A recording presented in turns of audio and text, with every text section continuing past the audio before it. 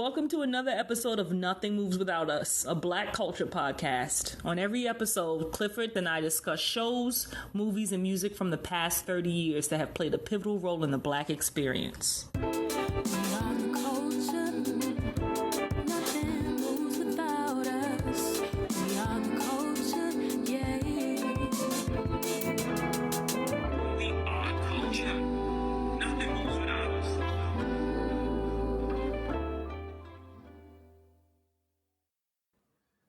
What's up? How's everything going? So you've not feeling well? I'm not feeling too good, but hopefully it's nothing. Just a little overtired. But what can you do? Right. You just gotta power through it. I like your shirt. Is it orange and navy or orange and black? It's orange and navy. It's actually a dress. Okay, that's cool. It's like a long dress. Is it buttoned down all the way, or is it like a 3/4? No, it stops here. I couldn't wear one of those dresses. Clifford, I'm 35 years old, not 75. You think a full button dress shirt is like for old people? Yeah. That's like, a fair response. No collar. Yeah, no collar.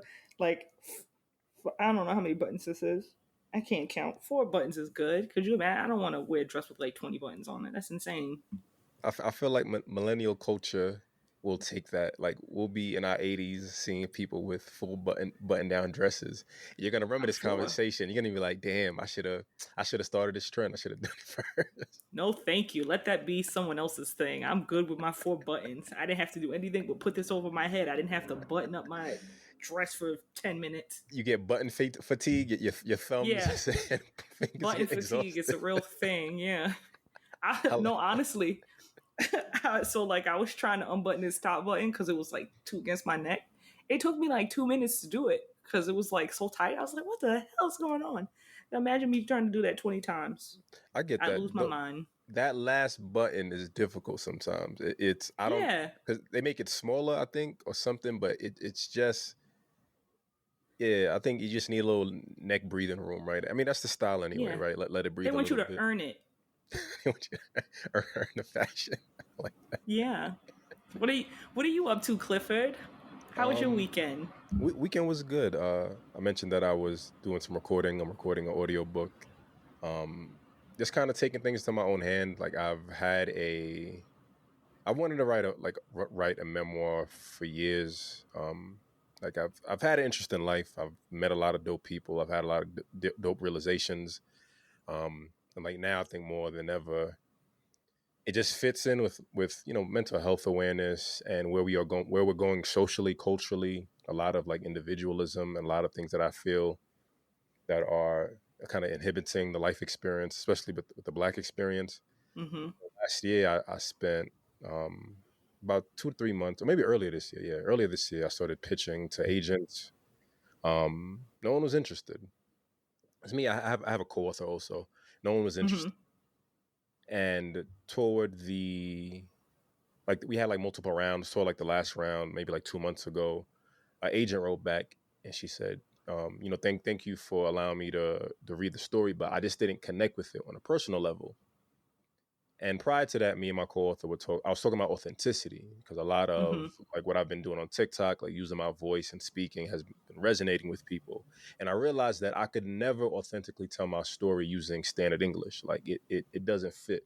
Coming from Brooklyn, coming from Flatbush, Haitian American, all the like Ebonics, Haitian Creole, the language, the slang, like all of that is nuanced and part of me authentically expressing myself. So I realized the best way to do it would be through an audiobook. So right now I'm recording chapter 1. I have everything kind of planned out, and this is kind of like the first time announcing it, but we're ready to launch in August next month, a few weeks. So I'm excited about it. It's a very unique, I won't get into details, but it's a very unique, for me, it's very unique. I think it's a dope project. I haven't seen anything like it. But it reinforces the importance of community, self-identity, and it's being authentic. I'm excited about it. Like I'm finally excited about it. I don't get excited until things happen. I'm one of those people, and it's been a lot of emotional ups and downs. Like with the anxiety of like sharing myself and being vulnerable. Right. But it's like, fuck it. Like, Yeah. I gotta grow up and do it. So it's Yeah, that's cool as hell. Congratulations. appreciate That's awesome. That's so appreciate it. cool. Yeah, I can't wait. you've definitely been someone who's always kind of supported my projects. I mean, all of Erica's friends really. I think y'all have supported me more than. No, I don't think I know. Y'all definitely have supported me more than like my friends. Some of Yeah. them get around to it, but that collective group, y'all all look out, and I'm always grateful and appreciative. And It's no problem. don't stop supporting. Like I have Oh something hell no, else I would coming. Don't stop never. supporting. No, that would never. You're great. You're amazing. Like honestly, Clifford, it's just so cool because this is not the first thing you've published. Right. So it's like it's just cool to see that you're like, oh yeah, I wrote one book, I'm gonna stop. You're like, hell no, I got all these projects I want to do, and then like you always call them your passion projects, which is cool, and it's admirable. So that's really dope. Like congratulations. I appreciate it. It's part of the journey too. Like I started with like the Never Hide book. Mm-hmm. The next thing was the Black Excellence Calendar, Mm-hmm. and now it's just moving on to this. So like last week when we spoke, and you talked about writing. I'm like, yo, get that book out there. Like this some Yeah. like part of the book and something that it's like it's not new. It's not new. Like no idea is original. We all have been saying the Mm-hmm. same thing. We all have something innately in us. You talked about it last episode with writing. Oh, share your art, man. Yeah. Yeah. Definitely. You're inspiring me. I know we talked about it last week. I was like, you're inspiring me. And I was like, I should work on my short stories and haven't done anything yet. But It I've takes like time to this get one. there. It does. There's like a short story idea that I've had in my head probably for like 10 or 12 years that I always sit down and try to write and can never like really figure it out. But I'm gonna sit down and do it, even if it's just the one short story, Right. because to me, I think it's cool. So why not? I'm excited. The mystery of it has me excited. Yeah. Right. I'm excited. Like Yes. what's been picking at your brain for these past few years that you're trying to manifest into literature. Yeah. I'm very interested. Yeah. I'm gonna sit down and do it because you're right. Like it sits and floats in your head all day long. You might as well just write it down, and if you want to share it, share it. Yeah. One of my boys started writing poetry. And yeah, like his next step eventually is like to do TikTok lives and do like late night sessions. Social That's media cool. is there for us to utilize our art and express ourselves. Like use it, right? Yeah, Use it, definitely. have fun. Yeah. So yeah, rock, season 1. So Rock is a show I vaguely remember growing up. I just remember it being. We talked about it these past few weeks. Mm-hmm. It's just a heavy show. It's so heavy. It's heavy. It Yeah. stars Charles Dutton, Ella Joyce, Charles S. Dutton as Rock Emerson, a garbage man in Baltimore. Ella Yeah. Joyce, who is his wife, Eleanor Emerson. Rocky Carroll, Mm-hmm. maybe, who is Joey Emerson, his musician. Well, sorry, Eleanor is a nurse. Yeah. Joey is a. They always make jokes about Scamming it. trumpeter. He's a trumpet player with a gambling addiction. And you said it right. He's a trumpet player. He's not a musician because he doesn't really have a job. Like he doesn't have a job. He a bum ass nigga. He's an. You're right.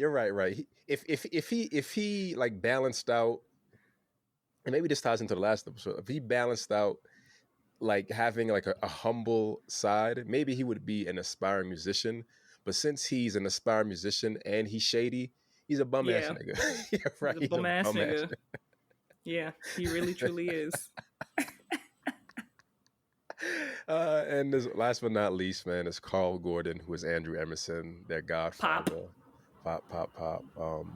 I love the show dynamic. You said Godfather? If I did, I should have. I probably meant grandfather. No, he's a father.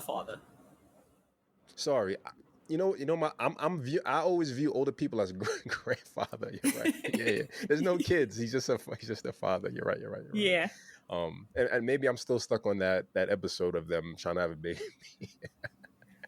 But yeah, it's first of all, it's a beautiful cast, right? Like Charles S. Dutton. Oh man. He's been in the game for a minute. I'll pull up some of his accolades if there's anything you want to add in the meantime. Charles S. Dutton is such a serious guy. He just comes off as such a serious guy. And it was surprising to think about, I think, as an adult, how this was supposed to be a situation comedy and the lead was Charles S. Dutton. But I was like, wow, this guy's so serious. I would never see him as a lead in a sitcom. But he plays the role of Rock incredibly because he's so serious. Also, I think I mentioned to you like the aspect of the kind of vibes I picked up from the show, but these four actors have history before Rock became a television show. They know each other from being on Broadway. They used to do the last play I think they did together was The Piano Lesson. I think the only actual actor that wasn't a part of The Piano Lesson was Joyce, who plays Eleanor. It was originally S. Apatha Markinson, and they originally wanted her to be on the show as Eleanor. What's her name? But she could. S. Apatha Markinson. Apatha. Epitha is S. Epitha Epatha Markinson, and she is a phenomenal actress who went on to do Law and Order for 17 seasons. I love her so much. She's also in one of my favorite movies called Lackawanna Blues. She's a queen. I love her so much. But Ella Joyce as Eleanor was still a treat. She's just she's so lovely. She just gives you that vibe of like, that good lady vibe. I like that good lady vibe. Yeah. A lot of, and I like that we're watching this after the Parenthood, because I'm like, for me, there's some type of parallels there, just with their relationships, like the empowerment. This kind of came to me right now, but thinking about TV shows, right? A lot of times when it comes to white TV shows, the wives are like stay-at-home moms. I'm thinking of All in the Family, Married with Children. But I feel like in black TV shows, the mothers work, even with Family Matters, right? Although Harriet's job wasn't a theme, she was an elevator operator and she went to work. And in this show, we have Eleanor as a nurse, which is, socially the highest prestige job a woman can ever have, right? Yeah. She's a registered nurse, which was was one thing that I thought was always very funny, because Rock is a garbage man, and it's not like they shouldn't be together, but he's such a cheapskate. So it's just like, why is he being so cheap? And she's a nurse. Does her, does none of her money go into like do they have a joint account, or is she right. saving this money for something else that he doesn't know about? I never thought about that. Yeah, it's weird that Rock is always. I don't say he cheap. I don't know. Maybe I'm being like defending manhood. He's not cheap. Come on, he's a frugal ass cheapskate. I feel like you just hating on old men today, right? The brother's a bum ass nigga. Rock is a frugal ass cheapskate. He is a frugal ass cheapskate, but at the end of the day, Rock is probably like one of the he's like such a great man. Right. He's such a good man. Like, he takes care of his family, he takes care of his wife. He might do it the cheapest way possible, but he still does it, I got nothing but love for Rock. I'm gonna challenge your cheap comment in the further in the segments, but I'll make a note. Challenge it out. No, because when we do the episodes, I'll jump into that and kind of transition. Okay. So significance to the time. Why was it made? Well, I mean, you were talking about the history that they used to on Broadway together, and I Yeah, remember when we spoke, you said that the show is. I joked and said it kind of feels like a Medea Medea play yeah, because it yeah, has that feeling, like the high ceilings. If you feel like you're watching a play, yeah, absolutely. yeah. I definitely, first episode, I was like, it feels like I'm watching a play. Why does it feel so play like? But when you think about it, a lot of situation comedies are in that vein because it's like there's a live studio audience a lot of the time. But this felt more play like than anything I've ever watched.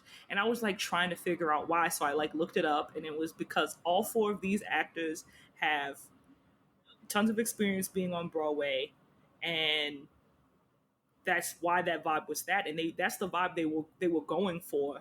Um, I don't want to spoil it too much for season two because I know I mentioned it to you, but in season two, that I don't entire want. I don't want to do it. I don't want to do. I don't want to jump ahead. okay. Yeah, yeah. I honestly, I actually watched a few episodes of season two, and I was like, this is weird. And then I realized, You're not supposed to I do know. that. I'm like, oh, I'm in season two, and I messed up. So I'm Yeah. refraining from any type of foreshadowing. Um, Okay. it's But do, but do it's you the vibe they're going for. do you like that approach? Like, I'm wondering if it feels like, I get that it's a situational comedy, but it Mm-hmm. feels, I feel like they don't go deep enough at times. And maybe I know that the dynamic changes in season two. Yeah. In season one, it's these intense moments, and then they're automatically Yeah. broken up with comedy. And I feel Right. like it loses a lot of the value and the potential and purpose behind like what these statements are supposed to be. So do you feel like the Broadway-esque feel balances out what the themes are? I don't think it actually takes away from anything about the show. I think it actually makes the show more unique. Usually, when you watch a situation comedy, there's resolution at the end of the episode. So you don't really have to worry about going into the next episode with unanswered questions or maybe like unresolved issues with how things ended. It was, usually with sitcoms, they tied up nicely. Right. Like, oh, okay, person A and person B got into it, they went back and forth, and then there was a resolution. With this show, there wasn't that. There are times where you're watching the show and there's not really the kind of resolution maybe that you were hoping for. Um, and I think that in itself was refreshing. It was still kind of strange to see on a sitcom because you expect that more when it's like a dramatic show. But I actually liked it. That idea of how it would end certain episodes was refreshing in the sense that not everything has to be tied up and Right. clean. That sometimes it just ends in Joey's still a scammer and he hasn't learned anything, or um, you don't find out like the weird situation with Rock and Joey finding out that their dad might not be their Right. dad. It's just like, all right, that's the end of the episode, and then Right. you're Right. sitting there Right. like, Right. what the hell? No Yeah. paternity test, nothing, and then that's it. It's yeah, and I think that episode kind of sums up what the show is, right? There is Yeah, there's no resolution. It's just this right. happened, cut, like we're done. It's life. Like life just keeps going on. Yeah, We still live here together. We're still family, and like that's all that matters. Yeah, exactly. I like that perspective a lot. Yeah, very much like a Broadway play. Broadway plays, especially, I feel like with Black Broadway plays or Black plays in general, there's no neat tie up of everything that happened, and then you walk away going like, "Well, I'm glad that was resolved." Sometimes it's nothing that they feel like they need to resolve. That's just the situation, and that's it. So that was like super refreshing to see on that show. Because I initially starting the show, I was like, I don't know about this. I felt that way I too. don't I get it. know. I was like, Charles S. Dutton is just, he's like too serious. He has a lot of mannerisms that are similar to me, to uh, the dad from Family Matters, like the squinty eyes and the Right. face. So I was like, I don't know if I like this. But then it kind of like grows on you and Rock grows on you. You're like, oh, I see why he acts like this. He has Reginald to. Vell Johnson. Yeah. Reginald Vell Johnson. And I love Reginald Vell Johnson, but when he used to, I told you, he used to do the face and Harriet. So Charles S. I Dutton remember that. gave me those vibes a little bit, and I was like, oh, I don't know. He's But bald too. I don't know about this.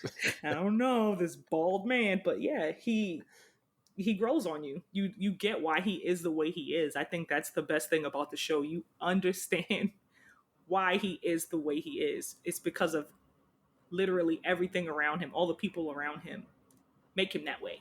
Right. Even though he does need to chill out, but yeah, absolutely. How do you feel about the imagery, the language? I going back to the play feel, I guess we kind of we touched on that. For me, like the high ceilings, it feels very similar to like all sitcoms from the 90s. You know, you have your 2 or 3 main scenes, and occasionally you open up the budget and step out to another scene.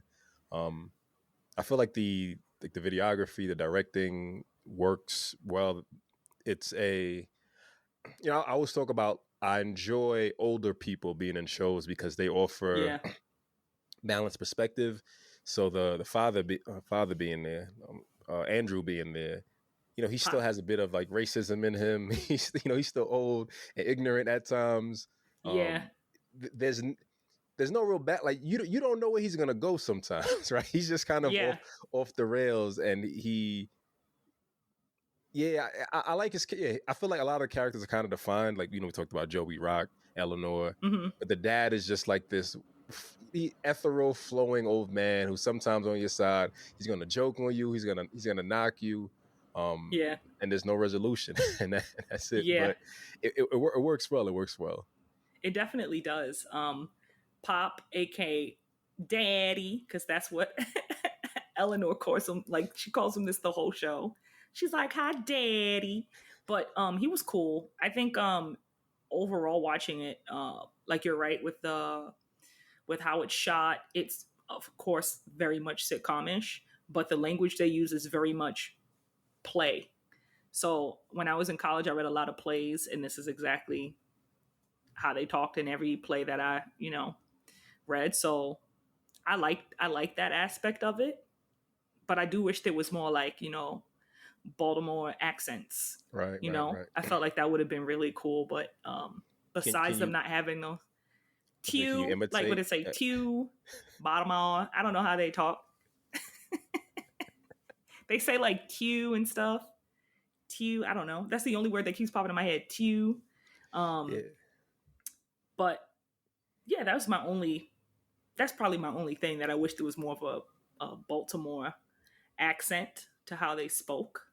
But otherwise, like I said, it was really refreshing to hear them speak as if it was a play. I don't know. It's something just really beautiful about watching these 4 people just interact with each other. And in a play, you have to give everything your all. So they're definitely doing it for the audience. So that was really, everybody was on the A game whole time. Everyone's on the A game. I feel like there wasn't an episode I watched where there was like somebody fell off. Right. It was just, they're always giving it like 100%. So that was super cool. Yeah, I like the point about the accents or just the tone and expression. It feels like a disconnection, right? I just feel like I'm watching people talk. Like, I don't feel immersed with the city of Baltimore. Like, it doesn't feel like a Baltimore show. Like, going into the intro, I love the intro. For me, it feels like chalk drawings that are just kind of clipped out. They're singing "God Bless the Child." Let me get the full band. "God Bless the Child," a composition written by iconic jazz vocalist Billie Holiday, was born in Baltimore. Performed by Cappella singer Jerry Lawson. And 3 unknown studio singers. That's cool. He didn't want to share credit. He took all the royalties. It's all me, baby. It was me 4 times. But yeah, I feel like if there was some type of accent or some type of uniqueness to their voice, it would like really immerse you with the Baltimore culture. So yeah. And maybe that's part of the feeling, right? Although it's Baltimore, Rock could be any garbage man in any city. So maybe that's part of the disconnection. Yeah, he could be any frugal garbage man in any city. How did you feel about the intro video? And the theme song. The theme song was, I think the first 2 or 3 times I heard it, I was like, but then it kind of like it It grows grew on on you, you. right? Yeah. Cause then one point, I think every time it came on, I was just like, do do do do, like God every bless time the it came on. child. Yeah, exactly. Yeah, right. You're right. You're right. Yeah, it starts to get like catchy. It's like boom, boom, boom, boom. So every time it came on, I was doing that. I So I love liked that. it. I liked it a lot. I also liked I like the intro because, like you said, they show you stills of different places, like different areas in Baltimore, and then like with the characters just like in the forefront, like Right. smiling or whatever. So that was really cool. I also like that it wasn't the typical intro to a TV show, which is usually like the character pretending to do something and then turning around and maybe like waving at the camera. It was just them standing there like smiling. Right. Yeah, Yeah. that is very cheesy. You caught me. Oh, hey, like that doesn't make Oh, sense, right? Like, why? yeah. Yeah, why are you breaking that? That is it. The fourth wall, maybe? Why are you Yeah, breaking the the fourth fourth wall? wall. Yeah. You're Yeah. right. You're right. You're right. You're right. You're right. I like Or they that. usually show like a clip from the show. Like they'll show a clip from like an episode and that'll be like their intro. They Right. didn't do that. It was just like, I'm Charles S. Dutton. And And this you're is like, my cool. garbage truck. Yeah, back there, that's my garbage truck. But I thought it was cool. I thought it was dope. So yeah. So Rock. Rock is an interesting character. Definitely. Very forgiving. I don't Super know, man. forgiving. I don't know. Going back to Parenthood, right? Thinking about Robert's dynamic with his brothers and his siblings. And Rock, who has a brother who's a scammer, he's cheap. He doesn't have anything going on. He can't pay back debts. He's sketchy. Gambling. What did I wrote? He's a womanizer. I wrote he's a shit. Yeah. I wrote he's a shitty dumb brother. That's what I wrote. He's a I didn't get that from him. dumb brother. You don't think that he's a shitty brother or dumb? I think he's I wouldn't say shitty brother. I think he's a baby brother. Okay. But I don't think he's dumb. I think who plays him? Rocky Carroll plays Joey so well because while you want to be mad at Joey for getting into shit, not keeping the job, he's so endearing. And I was saying to Robert, I was like, he has such a puppy dog face, so you can't really like dislike him the whole time. You're just like, oh, Joey, into his shenanigans. And I feel like that's how everyone on the show treats him. Like, he's not even trying his best. But a lot of the time, he doesn't mean any harm by what he does, and that's how he gets by. He just kind of like does the puppy dog face, and he's like, well, I'm sorry, Rock. I never meant for anything like this to happen. And then you're like, oh, Joey, he didn't mean it. That's how I felt about Joey. I didn't feel any of that at all. I found Joey to be annoying. I thought he was annoying. Like I said, a shitty dumb brother. I'm thinking about the episode with the VCR. Oh, man. I mean, and maybe some of it is just communication, but all right. So how about this, right? You call him a bum ass nigga, but he's a bum ass nigga. You forgive him for his puppy dog eyes, and he's in there. Yeah, definitely. Okay, that's interesting. That's a very interesting duality. But that's how bum ass niggas get you. That's how they get you. They're bum ass niggas. They're always doing the wrong shit. But then they come back and they're like, I'm sorry, I didn't mean to do that. And they give you like a little wink. And you're like, all right. Fair enough. Don't let it happen again. But like, that's literally like every episode that's kind of centered around Joey and his shenanigans is him and Rock trying to help him either get out of it or Joey going to him for help. And then Joey's just kind of saying like, I'm sorry. And then Rock's like, damn you, Joey. But he forgives him in the end because it's his brother. And I think he believes in him probably more than Joey believes in himself. Right. And I think that's always the problem, right? When the external person sees your value more than you see it within yourself. I don't understand Rock's character within that placement. You have Joey as he is. We said the dad is just very. I said you don't know where he's going. So I really want to know where Rock found. Maybe it's just self-fulfilling prophecy, right? His name is Rock, so he's just rock solid. But I wonder what were his influences that allowed him to become like this centerpiece for the family, to be center, to be balanced, to take on responsibility. And maybe it's just I the definitely dynamic of seeing his. Sorry, real quick. Maybe it's just the dynamic of seeing his dad the way it is, the way his dad is kind of fleeting, and be like, I don't want to be like that. So I'll find some stability in my life. I definitely think it's his father was a porter for what, over, I think, was it 35 years or something along those lines. So what I Worked got on a from that is railroad. probably, he worked for the railroad. He was a porter for like much of his life. I think that's where he gets that hard work dynamic from, and probably that's probably why he's frugal too. I say is because he supports his father. He takes care of his dad. His dad lives with him, and Joey bounces in and out of the picture because the show starts. I think it's 5 years before he's like, there's like a 5 year gap where he didn't see Joey at all because Joey was a bum ass nigga, and he also owed him money, so Right. he hadn't seen him. But he's got to be the way he is, probably because he's seen his father work hard his whole life, and because he's always had to take care of his brother. So there's a bit of hardness to him.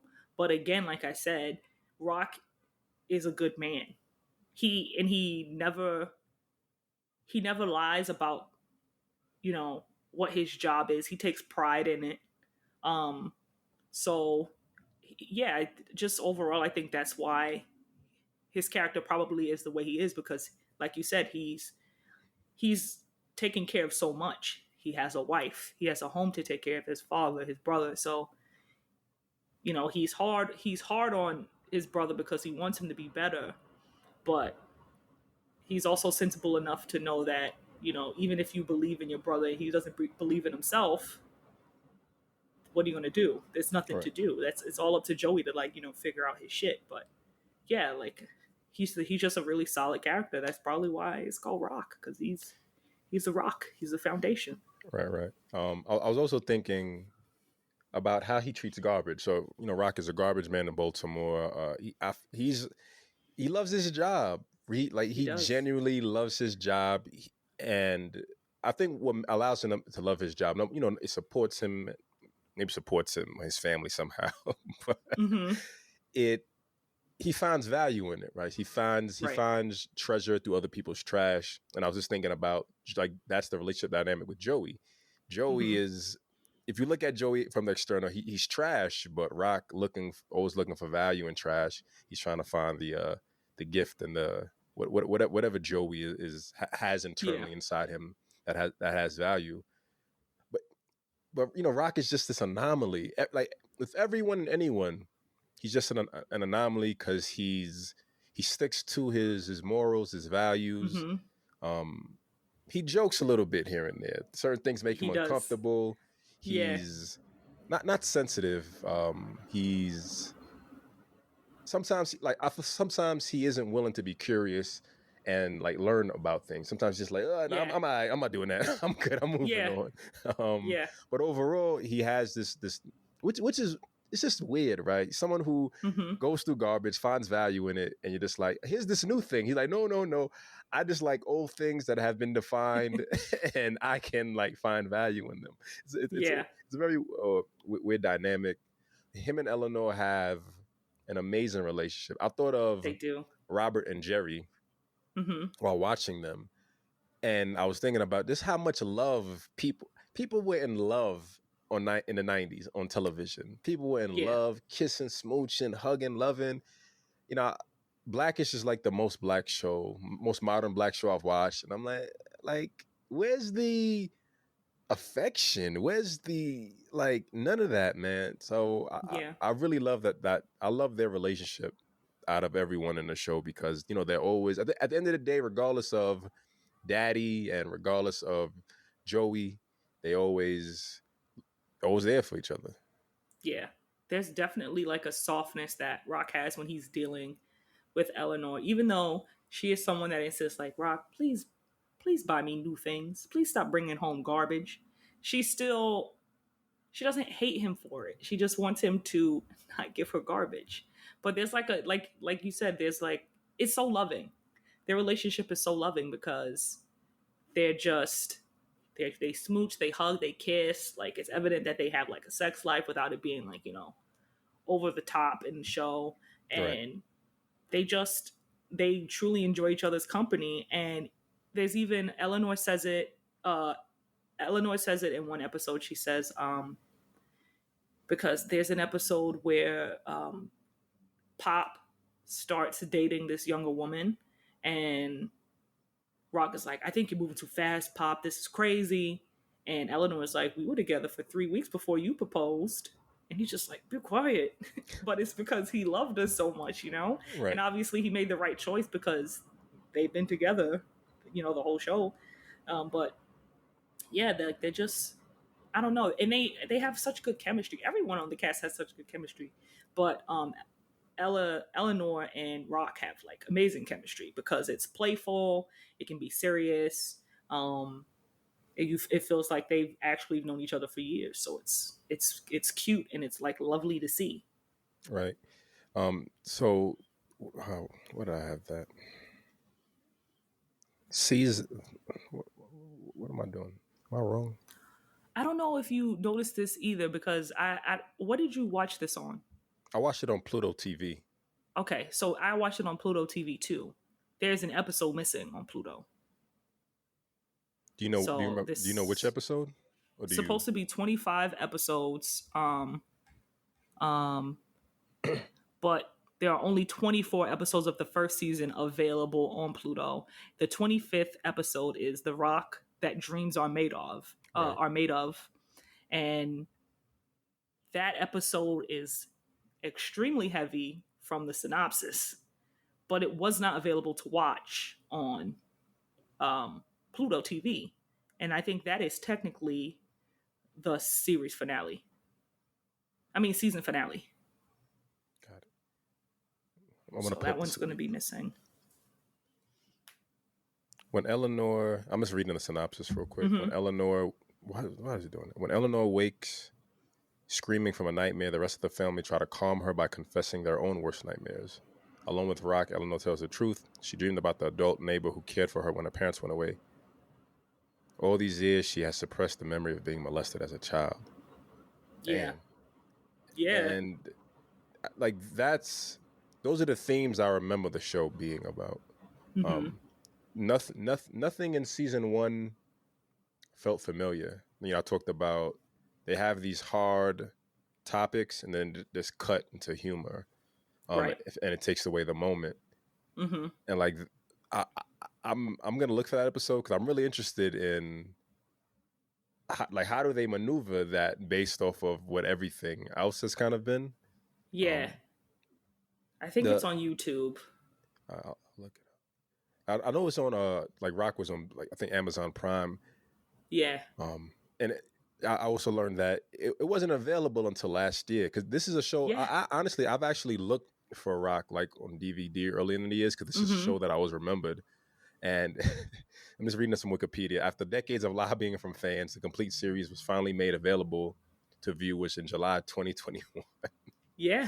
By Amazon Prime Video, BT Plus, and Video on Demand via Pluto TV. And I'm really interested in learning more about the people who like fought to have this on air.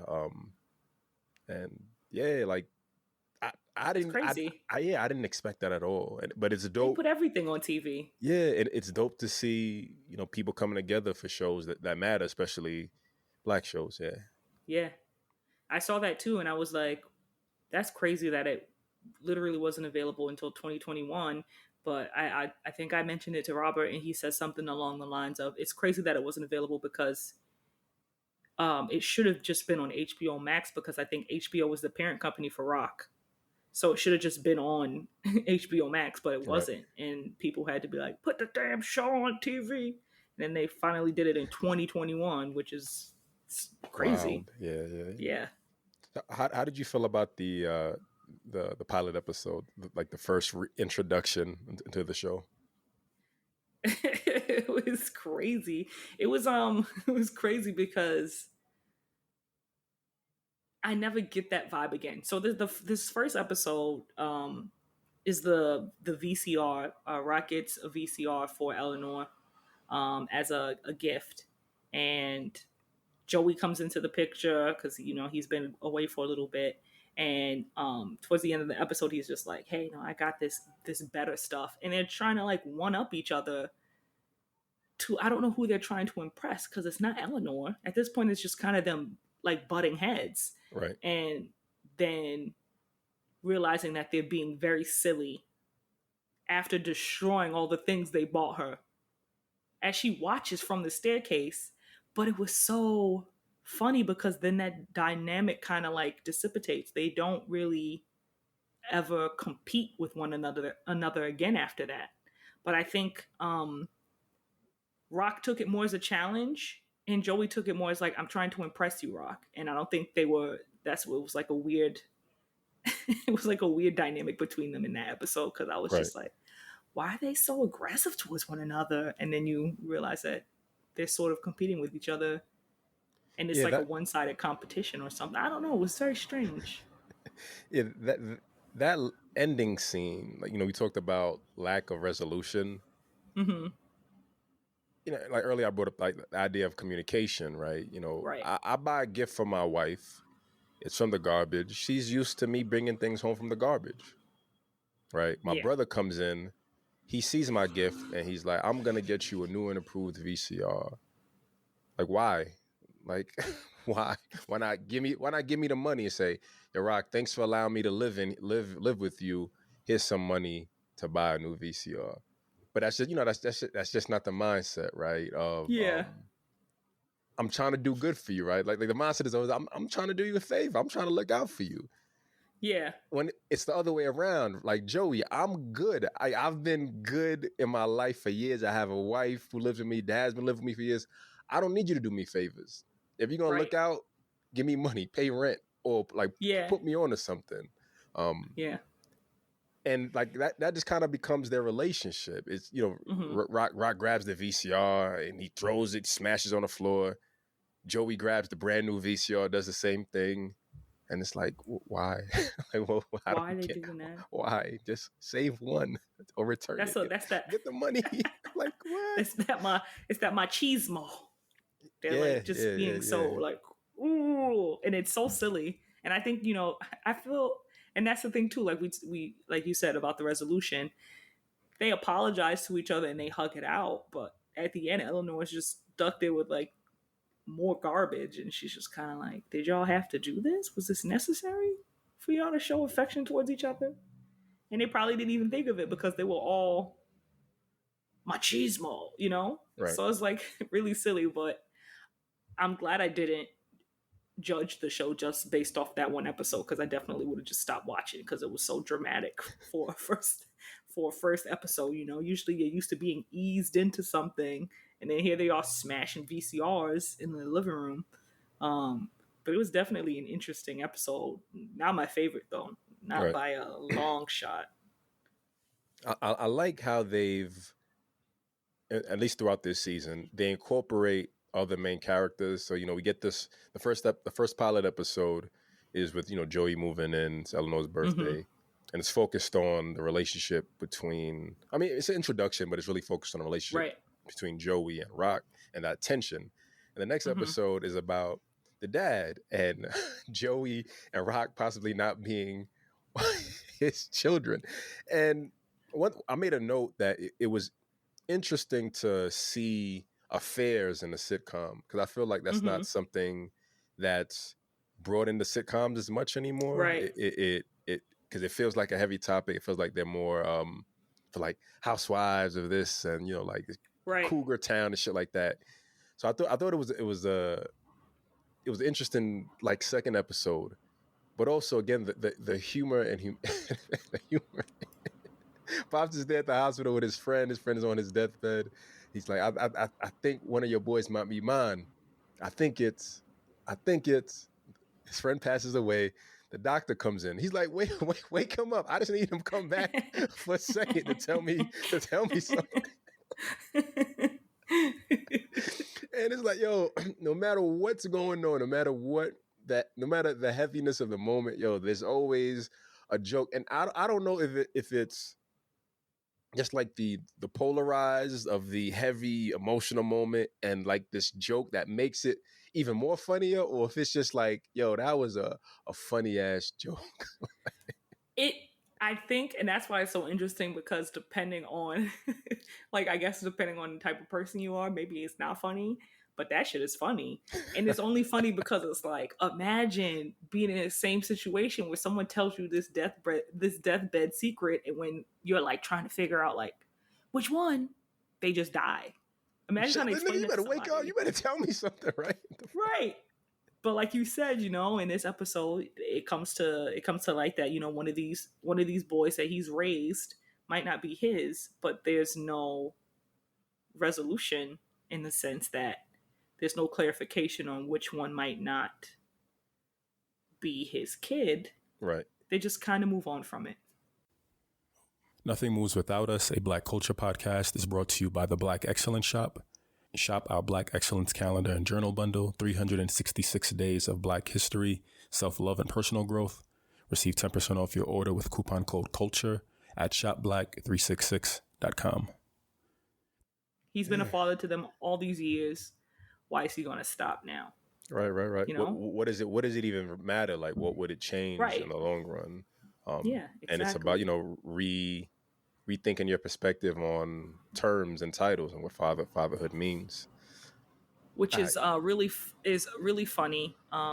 If I can interject very quickly. Yeah, go ahead. Episode 21, which is called The Lady Killer. I don't know if you got to watch this episode. It's guest starring Margaret Avery. But Pop goes on a date with a woman. And then they go back to, I believe, her place. I can't remember, to have sex. And then the next morning he wakes up, he's like talking to her, whatever. And then she's dead. Damn, I did not see that. She's dead, right? So he's just kind of like, holy shit. He doesn't know what to do. He mentions it to Rock. He's like, but he leaves out, he omits a lot. He goes, oh yeah, she died at dinner. And so they're like, oh man, I'm so sorry, Pop, that's crazy. But then he goes on to say, yeah, I spoke to Loretta, which is his dead wife. And I believe that she's cursing these women so that I don't, find love. And I was like, well, why would Loretta do that, being that she knows exactly what the hell she did in episode 2, which was sleep with another man outside of marriage. But also know what you did too, right? Yeah, exactly. Yeah. So when they find out like this woman dies, they're like, maybe we should set Pop up with someone else. And he's super hesitant. He's like, I don't want her to die. I'm more worried for this woman than I am for, myself. He's like, I just feel like Loretta's going to kill her. And this is really what he really believed this. And it ends up being Margaret Avery, also known as Margaret Suge Avery.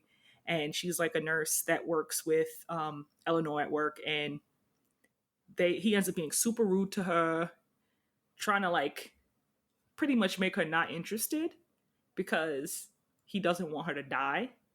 Right. And then they're telling him pretty much, Pop, you have to live your life. Like, what you're saying is crazy. Just go out there and try again, meet someone nice. And then he does, and he sleeps with this woman. And then the next, that I think that actually it's the same night. He's like, oh, Helen, that was so nice. Maybe we should get dinner tomorrow night. And it's complete silence. And he's like, Helen? Silence. Helen. And she's like, oh, yes, Andrew? Like, what is it? He was like, don't do that to me, Lord Jesus. And that's how the episode ends. Yo, for a second, I thought the episode was going to end with him just saying Helen and then cut screen. I'm like, no resolution. Great. And now we just in the next episode, like nothing happened. I'm definitely going to go back to that. Like that. Yeah, you the should. Dad is hilarious. The dad is hilarious, man. He's really funny. That is hilarious. There was a joke in the first episode. He's something along the lines like, don't wake me. Like, I don't care if it's Jesus. Like, don't wake me up. Don't wake me up. I forget. I'm butchering it. All right, so me challenging you, calling Rock frugal and cheap and all of those negative, mean things you said about this good man. Oh my gosh. So in episode 3, season 1, let's try this again. him and Loretta, Eleanor, excuse No, me. not Eleanor, yeah. Eleanor. Trying to be romantic, to get a hotel room together. And I believe that's the episode where he buys her like that nice fancy dress, right? It's like $1,000 dress. He gets like he pays someone to like play the like a mariachi guy to come play and all of that.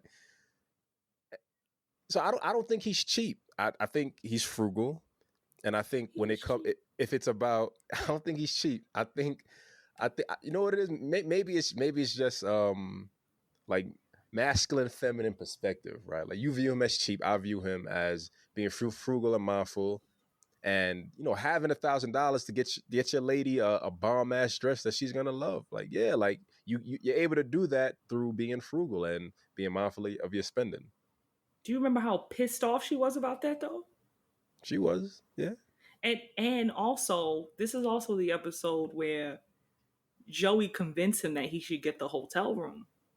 I believe that's what happens. Like Joey's like, why don't you guys get a hotel room? Because Pop is sick and he's been on the couch coughing and acting like a giant baby. And Joey just is always there. So that's why they end up going to the hotel room. And it doesn't work out, I think, because he has like erectile dysfunction.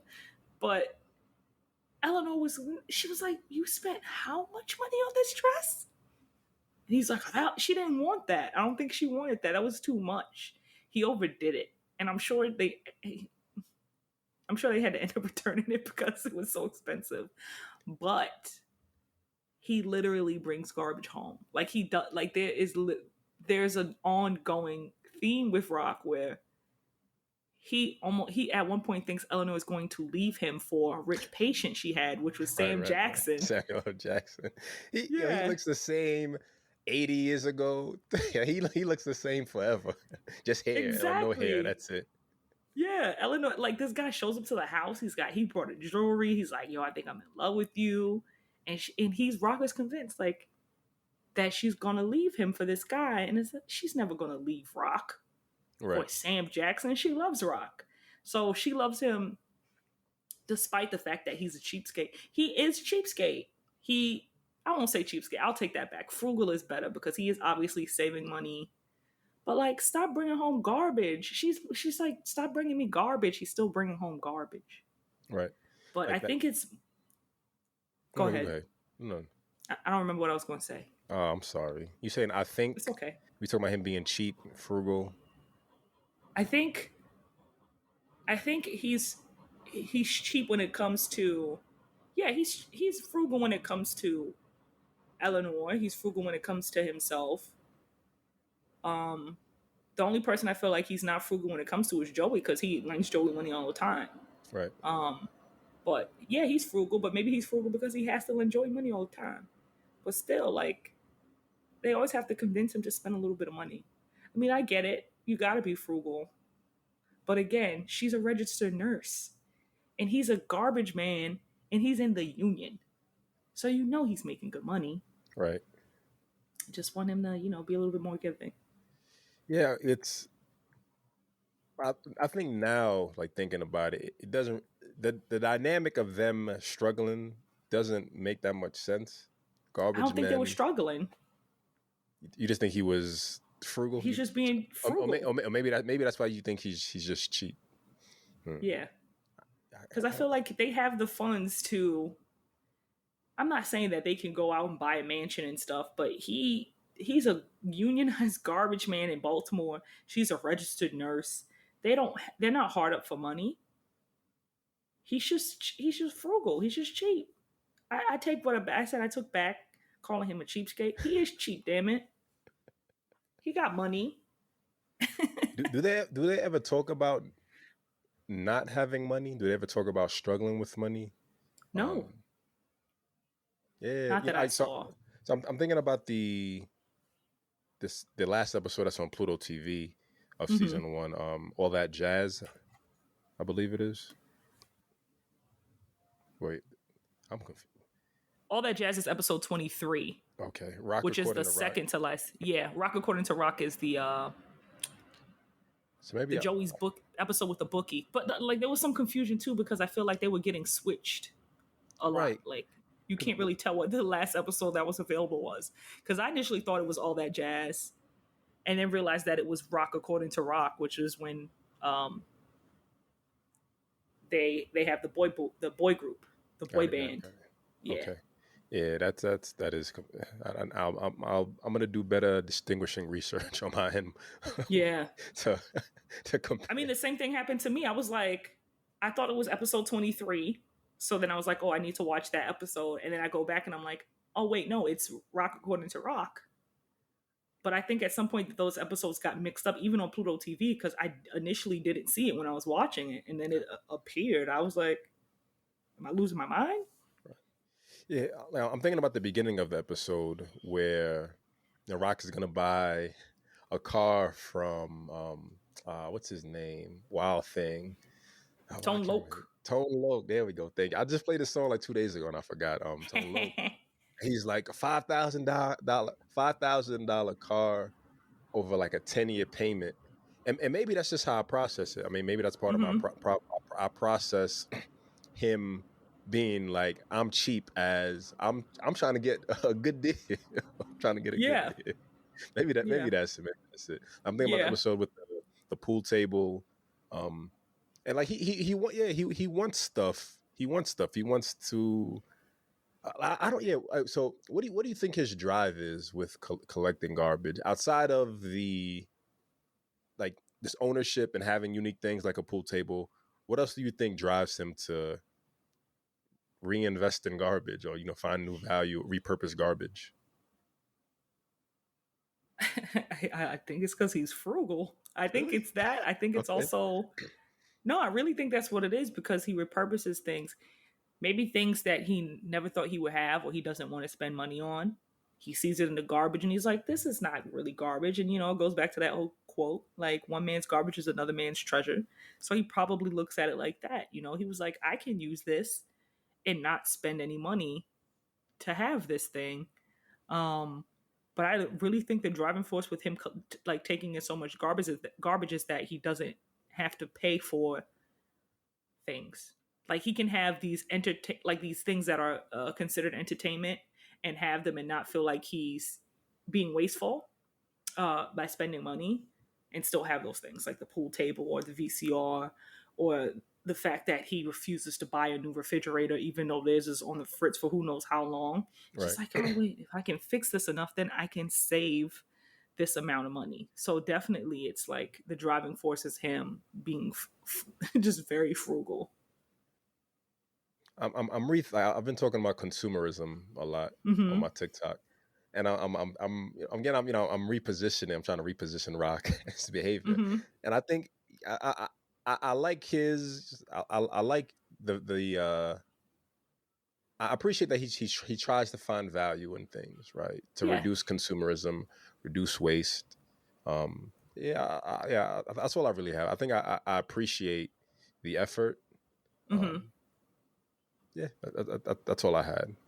And I don't think there's anything wrong with him being frugal and being a bit of a cheapskate, especially if he's saving towards a goal. They want to have a kid. They at one point want to buy a house. But I definitely think that people sometimes take things too far. If he wants repurposed stuff for him and for his house, that's fine. But if someone's like, if someone's telling you, please stop giving me garbage, just, stop giving them garbage, right. Stop pushing your frugality on everybody else. I like that. Yeah. Did you see episode 12 and 13, Rockabye Baby, part 1 and part 2? No, I didn't watch those. So that's another feels like a powerful moment. They Rock and Eleanor are talking about having a kid. Like they've been wanting to have a kid for a while. Initially, Eleanor thought that it was, her, like maybe she didn't have eggs to reproduce. She gets tested and she's perfectly fine. So they're in the hospital and they're like, like they're cheering, they're happy. The whole family's there, they're cheering, they're happy. And the doctor's just looking at Rock, staring at him. And he's like, what? He's like, it might be something else. He's like, what? Like, it might be something else. So, going back to, talk about Rock being this person who's naturally curious about the world, but he has his limits. Like, I'm not doing that. No. So Right. he goes to like the male doctor. They check his sperm count. And I think the doctor says his sperm count as well. It's just that he says your boys aren't swimming. They're just laying on the beach. Some things ain't swimming. They just laying on the beach. They're just hanging out. So they wanted him to, use some pornography to ejaculate into a cup. He's like, what? I'm not making love to no cup. And he's like, nah, he's just very adamant. I'm not doing that. And he walks out. He storms off. So he goes back home. He's talking to Eleanor. And, she's consoling him. Like, you don't have to do it if you don't want to. Mm-hmm. So he does it the first time. And then they're telling him that, he might have to do it like weekly. Like, you just keep doing it, take these herbs, take these medicines, and do all of this to kind of see if we can help your sperm be stronger and more active. Yeah. And the end result is them agreeing that he's not going to do it. And, the show just moves on. And I didn't get it. I didn't get that storytelling, right? All you have to do, right, is just be uncomfortable for a little bit once a week. Go in the bathroom, you nut in a cup, and you see if there's progress, right? Like for a kid, mm-hmm. For the future, you can't sacrifice a month, 2 months of time for the future. And moments like that are like when I see the break in his character, the unwillingness. Like, he has drive, he has like this, rock solid perspective, and he's always willing to do for other people, but it feels like for himself, and maybe this is part of the frugality for himself. He's not willing to take the extra mile to kind of change whatever those situations are, and maybe that's tied into the frugality of his personality. Yeah, I also think it's one of those things where he probably thought it to be emasculating to not be able to have a baby with what he was working with.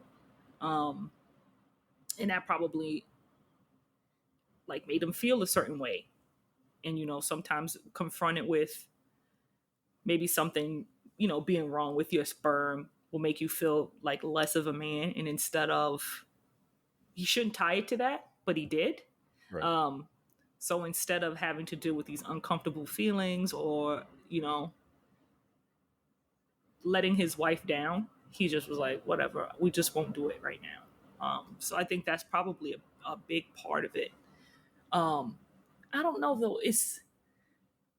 Sometimes you could tell Rock is a little bit uncomfortable with having very intense feelings, especially when it comes to things making him uncomfortable. And I think this was one of those things, like even in the episode where he couldn't get it up, which was that was like the second episode or the third episode when he couldn't get it up. Right. And he just like ran out of the hotel room and just left his wife there, even though they were having they were about to have a great time. And he had to go tell somebody about it because he felt like, I can't believe I wasn't able to perform. This has never happened to me. Right. And she wasn't even bothered by it. She she kind of made a joke about it, but it was like not something that, she was bothered by. Or I'm about to get some new dick real quick. I'm out of here. Right. She was just kind of like, oh, baby, it's okay. Letting him know it's fine. But he for a moment, he really couldn't grasp the idea that his penis wasn't working like he wanted it to. So I think when it comes to things like that, he's just very, very uncomfortable and just jumps to if there's something wrong with me, I don't want to talk about it or I don't want to know about it. But yeah, he just, I don't know. I think he felt it was just emasculating. He has like we've discussed, he has an issue with being emasculated when he thought Joey was sort of trying to emasculate him by one-upping him with the VCR, and then his penis wasn't working, and now he finds out that his swimmers ain't swimming. Why you gotta keep saying his penis wasn't working? He just wasn't. His penis wasn't working. Like, couldn't get it up. Like, he couldn't get it up. Why can't we use the sign? I'm fighting for men. That's why. Why can't we call it? Oh, like what? Erectile dysfunction. Okay, yeah, he had erectile dysfunction. He had blood flow restriction. Man, but even then, like, think about it. It wasn't even though that happened in that second or third episode, it wasn't like it was a lingering thing. It was, Right, it was the first like a time. one-off. Yeah. Same thing with the sperm. It's like, them things ain't swimming, and we can help you. We can fix it. And he was like, no. Because he probably maybe thought it was going to fix itself. But, I think sometimes when it comes to issues like that,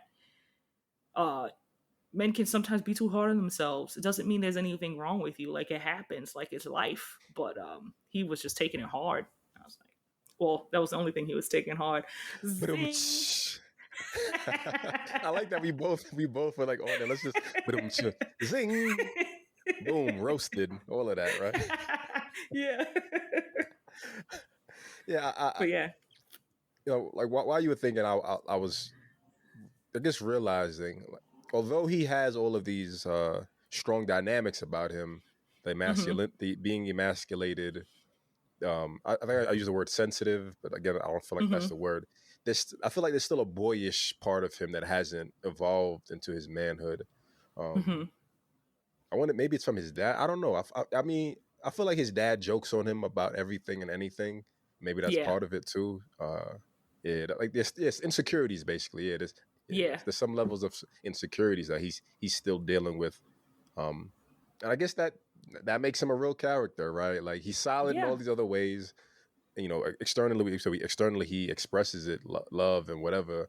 There's that episode, I believe it's episode 4, for He's Not a Jolly Good Fellow, where one of the garbage men is retiring and Rock's like, yeah, let's throw him a retirement party and do all of this. He has the party in his home. Only one person shows up, and it's I know he's a well-known actor. I don't know his name. I'll pull it up, but he's just someone who lives on the Dick Miller. There we go, Dick Miller. Dick from Miller Gremlins. Right.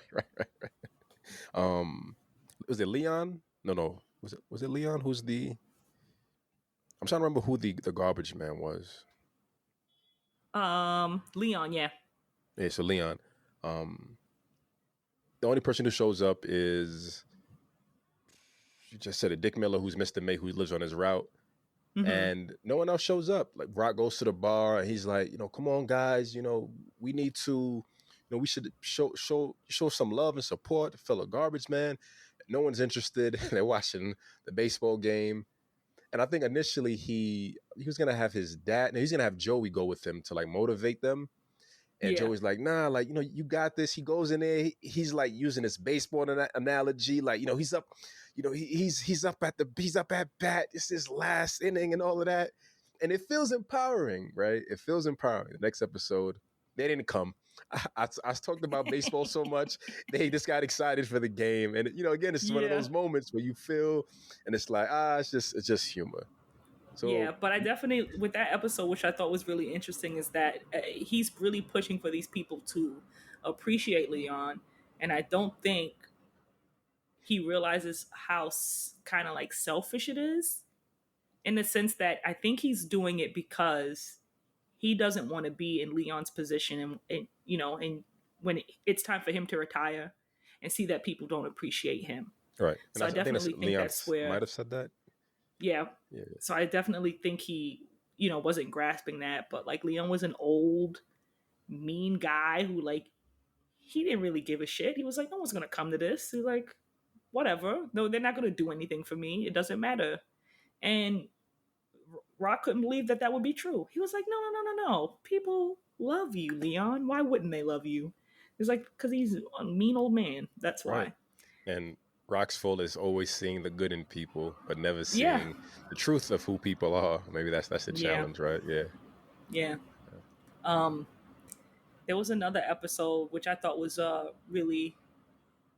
There's like, honestly, like I said, I didn't know where this was going to go because I didn't know if I was going to really like Rock, and then they started to, I don't know, it started to grow on me. But the episode 8, Can't Help Loving That Man, with Richard Roundtree, which is Andrew's little brother, Russell, shows up and he's like, hey guys, I got a divorce. Also I'm gay. And they're just kind of like,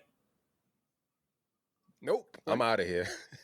Right. Right. They're like super uncomfortable with it at first, and then they're just kind of like, what the hell? And then, maybe like Rock, I feel like gets a little bit on board, and then when Pop kind of wraps his head around it, then he meets I think his name is Daniel, which is Russell's significant other, and he's white, and he's just like Chris, and he's just like, I gotta go. I gotta split. This is too much. And it's like, because he was white. Like that was because he was white. Yeah, that was like that was the extra sauce that he wasn't fucking with. He was like, wait, you're gay and he's white? Nah, this is too much right now. This is too much right now. And it was so weird because you can't 30 minutes can't really get you to understand why homophobia and like prejudice is bad, because it's 30 minutes.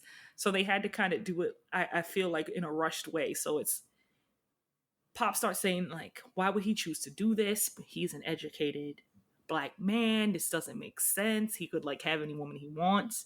And then Joey has to say like, he didn't choose to do this. Like, that's not how it went. And he just can't wrap his head around the fact that his brother could be gay. And when he finally kind of gets it and realizes that his brother's partner is white, then he's just like, I'm not coming to this wedding. I can't fuck with this. And it's just crazy because just love your brother, just like love your brother. Just let him, he's happy. And then, Chris gives this very short speech at the end of the episode. And he's just kind of like, as you can see, I'm just so grateful because Eleanor also volunteered the house to them. Volunteered the house. He was like, oh, y'all can get married here. And everyone's kind of like, right. I don't know. But they eventually come around. And when Chris gives the speech where he goes, as you can see, my family's not here and they don't support me. So it's nice to, have some family here. And then I guess after talking to from Rock, after talking to from Joey, it finally like dawns on him, like, you can't treat someone you love like this because all you're going to do is push them away. I feel like it shows you like you can't, if you love someone like you say you do, then it's unconditional, right? So you can't just love him on the condition that he's straight or that his partner is also Black. You just got to love him like how he is. And, I think this is one of the episodes, probably one of the very few episodes that has a resolution, which I feel like I sort of appreciated. But yeah, it was a crazy episode. And it was Richard Roundtree. And I feel like that was very shocking to see Richard Roundtree, right, like Shaft, be like, yeah, I'm gay. It was cool though. Because it shows you like it's more than one way to be gay. I feel like at that time it was like you expect him to be more effeminate, and that wasn't the case. Right. Yeah, so I thought it was pretty good. I liked that episode. I watched that episode, and then I watched an episode in season 2. So I thought that episode was in season 2, and I'm like, yo, what have I been doing? But I'm glad because it's an important episode, I think, for character dynamics, and I'm glad because it's something I can bring up now. We're talking about Rock's insecurities, right? And again, he's open to change and everything, but he said I don't mind people being gay, but my uncle, no. It's like what, right? What does that really mean, Rock? It doesn't mean anything, right? Like he's just talking out of his ass. And you see Joey's character, right? And, I connected to Joey being an artist, and I think artistry just allows you to be more carefree about perspective. And more open, and understanding. And Joey's just like, yo, like, who cares? He loves who he loves. But you see Rock and his dad just like, oh, nah, I'm not doing all of this. I guess people have such rigid ideals about, what being a Black man is that it never dawned on them that this could be somebody from their family. And it's so silly, but it is nice to see, like, because it's only it's like one episode. It is nice to see, they start to get to that place where they can accept him, I love Chris's speech. For me, it was a reminder of what the Black experience is. I think there's this, I think throughout the community, there's this language and perspective that Black people are homophobic, and which I don't think is true or has really been true. If anything, I think white people are more homophobic, and we see this through Chris's interaction, right? None of his family showed up Right. Russell's family, although they uncomfortable and unsure about homosexuality and gayness and don't support him, they still show up and they're there. And I think that's kind of, for me, that's telling of what the Black experience has always been. You know, Black people have always been historically accepting of whatever and anything and everything. You don't talk about it, but everyone knows, and it's like, all right, whatever. Yeah. Like, that's what it is. I also think it's one of those things where a lot of the time, because Black people have struggled so much in this country, that adding any extra identifier to it can make them uncomfortable because they don't also want them to struggle any more than they have to. Right. But I also think that because if a Black person is homophobic, it's almost like, how dare you be homophobic? Because you're hurting the cause. You should know. Yeah. So like, you should know, which I can understand to an extent, but to think that, you know, Black people are more homophobic than anybody else, to me, is insane. But yeah, I definitely think also it's one of those things where people just don't want it to be any harder than it has to be for you. But it's harder to, you know, hide who you are. Right. It's like it can be harmful to your psyche, you know? Right. Yeah, it's, you know, the language is I'm trying to protect you, right? But who's protecting me from the oppression and suppression that's being forced at me, right? Like, how do I exist? How do I thrive? How do I find my identity if I'm being told not to exist how I want to, right? Yeah. Right. Exactly. I think people really need to consider that. I wanted to ask you, because I didn't get a chance to watch this episode, but I wanted to know if you watched it, which was episode 18, The Hand That Rocks the Cradle. Let me see. That's I didn't watch that. Damn, we should have. I feel like we both should have watched that. Maybe we should watch that. Along with, damn, that's a heavy synopsis. Yeah. Right. And we should. I think we should watch that. Let me see. I wanted to talk about another episode, which was the No Notes is Good Notes. That was episode 16, where Joey is supposed to be teaching kids how to play the trumpet, and he's supposed to be teaching these trumpet lessons outside, like at his house, at Rock's house, and he's not doing it. He's having these kids come in, he's letting them play on the trumpet while he has his headphones on, and just collecting the money from the parents paying him, but not teaching these kids how to play trumpet at all. He's just like, yeah, you're doing better. Huh? B.A.N. Ban? Bum ass. Oh. I just say B.A.N. I was like, ban him from what? Yeah, he is a bum ass nigga. He's taking these parents' money. Have you had? I feel like there's a lot of energy towards that.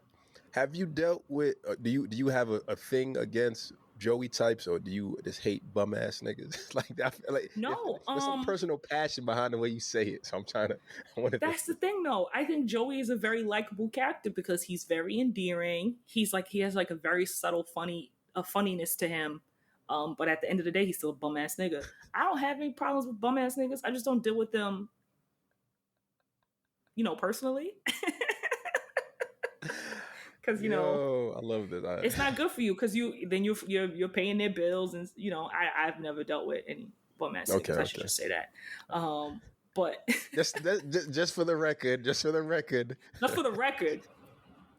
you know, bum ass niggas over here. But he's taking this money from these kids' parents, telling them that he's teaching them lessons. And Rock is so proud of him. Rock is like, wow, Joey, I knew you could do it. God, like, damn, you're so good. Like, I knew you'd be able to, you know, finally do something. I knew you'd be a great teacher, because he was the one that recommended him for the job. And then, Reverend Hill, hears about this, and he's like, yo, it'd be great if the kids could come down to the church, because we just did a bunch of construction to be like a big grand reopening type of thing. And Rock is like, yeah, Joey can have the kids come down there and play the trumpet, and it'll be all great, and it'll be all good. And Joey's like, whole time, super calm, like, yeah, no, I don't think so. I don't think it's a good idea. And they're like, no, it's a great idea. Just do it. And he ends up doing it, and the kids are terrible, right? They're absolutely awful. They don't know how to play the instruments at all. He taught them like 2 notes.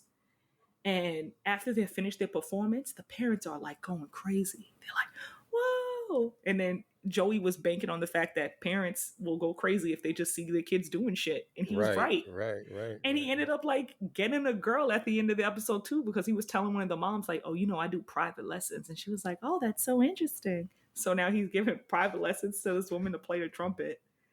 And I think Rock was like, you have to give all the money back. He was like, you can't stay here. You have to give the money back. If you don't, you have to leave. So I think he ends up giving the money back. But yeah, like, he's a bum ass nigga. What kind of shit is that to do with some children? And then take them to a church to perform? That's insane. He's a heathenist bum ass nigga. I'm trying to remember like how many threats of being kicked out. Like it feels old at a certain point. Just the threats, I'm gonna kick you out, blah blah blah. It's like it's a whack dynamic at some point. But yeah, I get it. But it's so funny because you're right. He says it all the time. He's like, Joey, you're gonna have to get out of here if you don't do this. He's like, you need to get a job, Joey, or you gotta leave. And Joey's just kind of like, okay, but then he doesn't. You just talk in the air. It's just air, right? Because even Joey knows. You said this last week. I'm still here, bro. I'm still eating your sandwich. Like, who cares? Like, that's he whatever. Can talk his way out of anything. There are literally episodes where he's like, I'm so sorry, Rock, for what I did, and my lip is all busted up. Like, there's an episode where he's like, my lip's all busted up. I can't play the trumpet right now. And Rock feels so bad because he's like, oh, I made him split his lip, and he was lying. Right. He was lying, and Eleanor punched him in the nose. But he still stayed because it's just Joey. Couldn't do it. I know, me neither, but they should have had a spinoff. How great would it have been to have a spinoff? It's just Joey, and it's called That's Just Joey, and it's just him just trying to pay his rent every month, with just doing his shenanigans.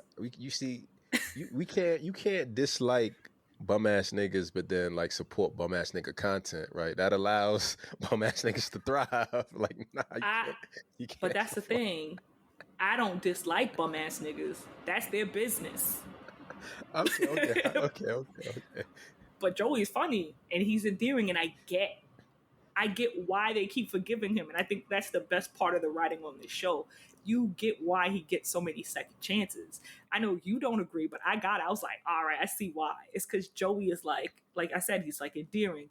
He makes you feel sorry for him a second, because you might like you truly at least 5 episodes where he's apologized. I've been like, I think he means it this time. But this is why I don't deal with bum ass niggas, because they're liars and they're good liars, and I can't be a part of that cycle. It's interesting that you see him as enduring and a bit charming, but I see it from the other perspective of like the self-awareness. Like, I've forgiven you enough. I've done all these things for you. Nothing's come out of it. Like, I'm all right. I'm all right. But I think I just have the flip perspective. Like, right.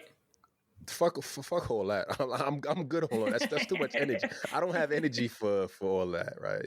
At a certain point, I'm all right. Yeah. He's just such a good talker.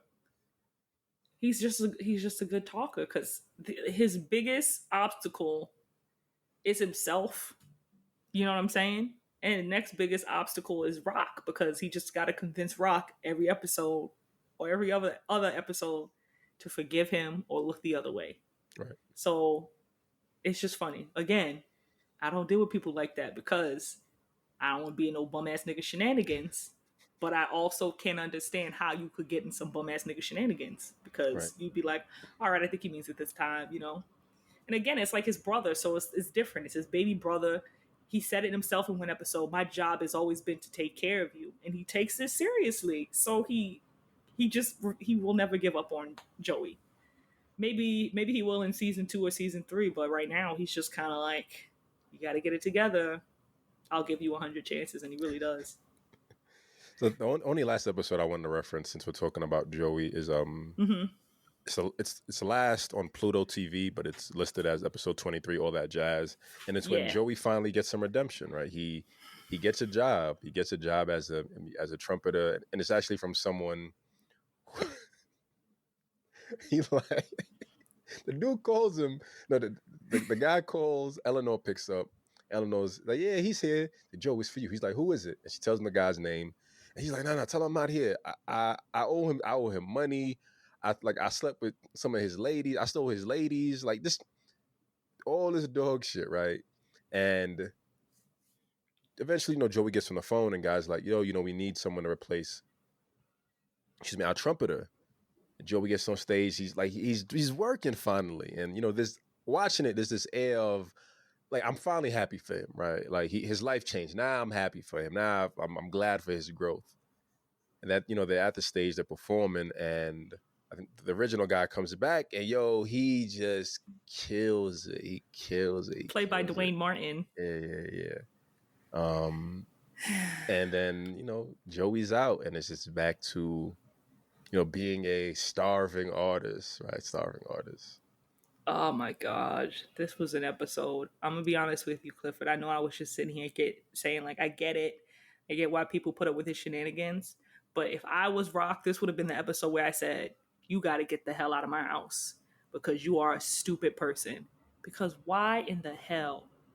This guy dropped out of the band. You're replacing him. Would you let him get on stage and jam on your trumpet and steal your gig? And that is self-sabotage if I've ever seen it. That was absolutely 100% self-sabotage. I feel like he intentionally did that because even when he had initially called, he was like, oh no, I can't get him on the phone. Even he was like, guaranteed this gig. He didn't want it. It was too much responsibility for him. That's what I think it was. It was definitely self-sabotage. He got a 1 in a million chance and he willingly handed it over to somebody else. And that is so strange to me. But then it comes back to the conversations we've had in the past about integrity. Was that the reason he did it? Because he had the integrity to know, like, maybe I should give this young guy a chance over me? Or was it self-sabotage? I didn't see it as either way. I saw it as, I thought he just made a mistake, and maybe I wasn't really paying attention to the episode. Mm-hmm. I feel like he got the gig. There's excitement, and it's just like, yeah, sure, like go ahead, do your thing. I don't care. Like I'm good. Arrogance, maybe, right? Arrogance. I'm set. That could be it too.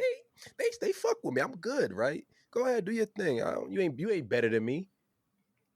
Better than you, Joey's better than you, right? God damn, was he better than him? And the scene is that Rock and Eleanor at the table, and Joey's like, I'm about to go back on stage real quick. And the band just did a break after the new trumpeter came in. He's like, I'm about to go back on stage. Joey walks up, they start playing. He goes, oh, okay. And he just turns back around, and it's like, damn, bro, you lost it. I didn't see self-sabotage. I feel like he just made a mistake. But for me, it also... But I feel like sometimes people don't see their self-sabotage either. Maybe I'm reading too much into it, but I know people that I've known people that have self-sabotaged and not realized it and like until hindsight, I don't think it's always like a conscious thing that people do. So I think that's why I think that about him. But I feel like maybe it can't be, I don't think it could be considered self-sabotage unless it's consciously done. Because I feel like self-sabotage notes that it's a conscious decision. I was making a connection to like him and Rock, right? Like Rock is someone who's always giving and forgiving and all of that. And maybe Joey, I brought up arrogance, right? It could be that, but it could also be just him being like, go ahead, man. Like, yeah, like you said, like looking out for someone who's younger. Yeah, like go ahead, do your thing, man. Like it's not a big deal. Thinking it's all love, maybe, right? He thought it was all love, and it's like, nah, like business first. Yeah. And I think it's a sad episode. I felt bad for him. I felt bad for him, but I know show got to go on. Yeah, maybe I think it's that because of his nonchalance. A lot of the time, right? Yeah. He's like, hey, like, what do you mean you're gonna hire this guy instead of me? It's like, you saw the chemistry on the stage. Like, my hands are tied, bro. This guy is way better than you. And he, it's just Joey. Just a silly boy. Yeah. Well, yeah. I mean, it would be nice for him to get some redemption, right? I'm hoping that maybe in season 2, he has, like, season 2 they get more money, right? So you get more props, you get more sets. So like they have a third set, and maybe the jazz club becomes like the third set, and Joey plays there periodically. Like that becomes a new scene for him, hopefully. Let's hope so. Yeah. Tired of defending this bum ass nigga. All right. Yeah. That's all I got. Yeah. Anything else on your end? I wanted to mention episode 14. I don't know if this was one you watched, Daddy's Girl, where Pop starts dating this like very young lady. No, Did you watch that episode? No. There's an episode where Pop starts dating this like young lady he meets in a bar that Joey initially hit on and like missed. And then Pop goes in and like swoops in because she's like just broken up with a boyfriend.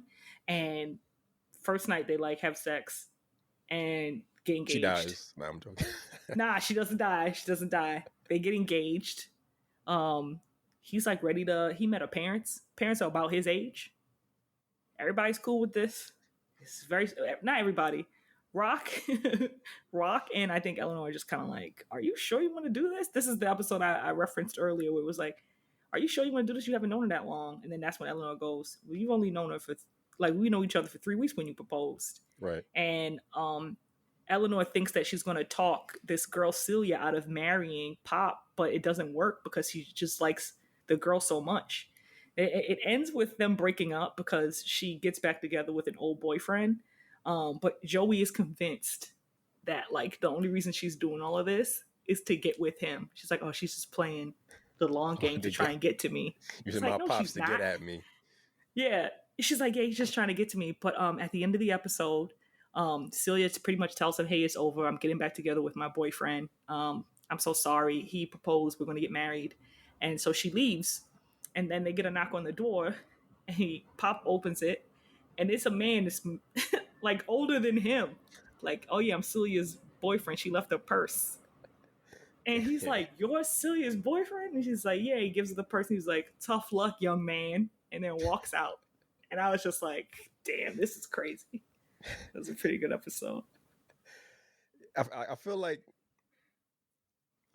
this is a show where I want to watch all the episodes. It feels like a lot, like we said, because it's heavily themed. Yeah. I'm gonna find a good dynamic. I'm gonna find a good dynamic to kind of sneak in more of the episodes that I haven't watched so far. Yeah, I definitely want to go back and watch episode 18. Because you, like I said, like the show kind of grows on you. Like I honestly watch it every episode and don't know what to expect. Right. Some things you know to expect, but the topic, you never know what it's going to be, who's going to be on the show and what it's about, how heavy it'll be, how funny it'll be. But yeah, this ended up being like pretty good. I'm glad we watched this. Cool. I'm really glad we watched this. I'm glad it grew on you. Like I said, it took a while for it to regrow on me. Yeah. Have you ever watched the Carmichael Show? No. So for me, the Carmichael Show is like one of the best Black shows that has come out in the past decade. Just because it feels similar to Rock. Like it feels similar in terms of like these heavy themes. It's more sitcom. It's more like traditional sitcom. But if the similar themes, the important conversations, and just the unique dynamic of characters, I kind of get an air of vice versa. I guess I get an air of The Rock watching the Carmichael Show, but also vice versa since it came after. But yeah, I think... Is Loretta Devine on there? I believe so. I love her, so I'll probably give her... yeah, she's the woman from PJs, right? Yeah. Yeah. It's a dope show if you get a chance to watch it. If not, we can like make it a show in another season. But yeah, that's all I have. I just made that weird connection. Yeah. I just wanted to make sure you knew about this episode called Daddy's Girl, where Pops was banging young ladies. I just had to let you know about that. I appreciate that. I'll add it to the list. Yeah. Anything else on your end? No. Watch Rock. Watch season 1. Watch season 1. It's good. Yeah. Yeah.